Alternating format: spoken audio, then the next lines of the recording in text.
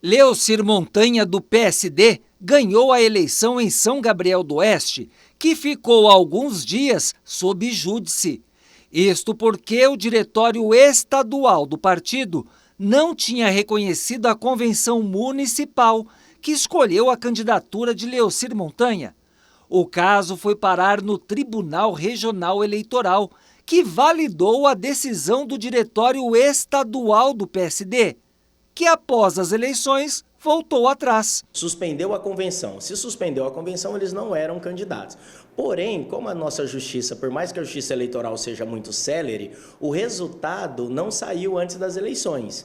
E o Leocir Montanha e o Rogério Rohr venceram as eleições lá pelo PSD contra o diretório estadual. E após as eleições, o diretório estadual viu que o candidato do partido deles, ainda que contra a decisão deles, venceu as eleições, eles retiraram o recurso e passou a validar as convenções. Aqui no município de Bandeirantes, cidade a 80 quilômetros da capital, teve eleição neste ano, mas não adiantou muito não, porque vai ter uma nova eleição no ano que vem.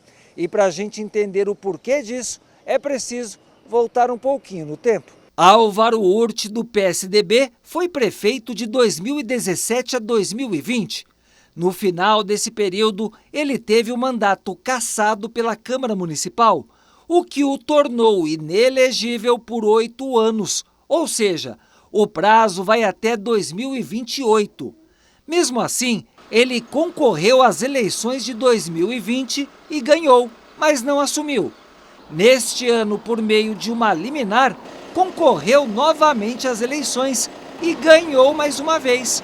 Mas o Tribunal Superior Eleitoral impugnou. Essa cassação ela gera uma inegibilidade por 8 anos após o término do mandato a qual ele concorreu, ou seja, após 2020 ele estaria cassado, com os direitos suspensos por 8 anos, até 2028. Em 2020 ele disputou as eleições mesmo assim, venceu as eleições com uma ampla vantagem, só que foi impugnado. Aí nós tivemos novas eleições, o presidente da Câmara assumiu e depois o presidente da Câmara foi candidato à reeleição, né, ali, ou à eleição direta, e venceu as eleições e continuou.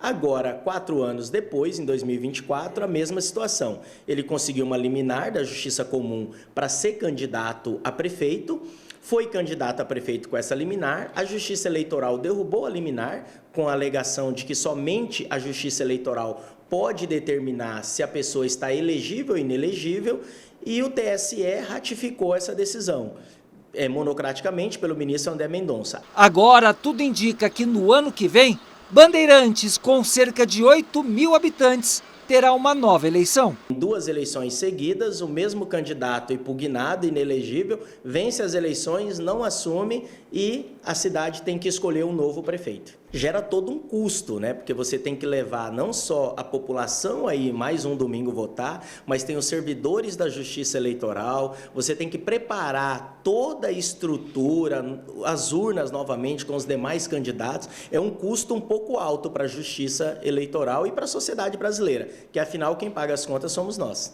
Nas ruas da cidade, esse rolo todo é um dos assuntos mais falados. Acho que vai ser uma coisa bem interessante, né? Porque a gente está vivendo hoje um cenário político que a gente ficou meio surpreso, né? Um pouco apoiou um lado, o outro apoiou outro lado. Só que assim, vai ser necessário, porque assim, até então, a população estava em dúvida, né? Em quem apoiar e agora dividiu. Mas eu acredito que vai ser uma coisa que vai trazer melhoria para a população. É um caos, né? É um caos, né? Porque deixa as coisas muito incertas, a gente não consegue ter certeza do que vai acontecer para frente, né? O pessoal precisa botar tudo a limpo aí e fazer uma revolução aqui, né? A bandeira tá parou no tempo. Fez todo mundo de palhaço aqui. Os caras que votaram nele fizeram de bobo, né?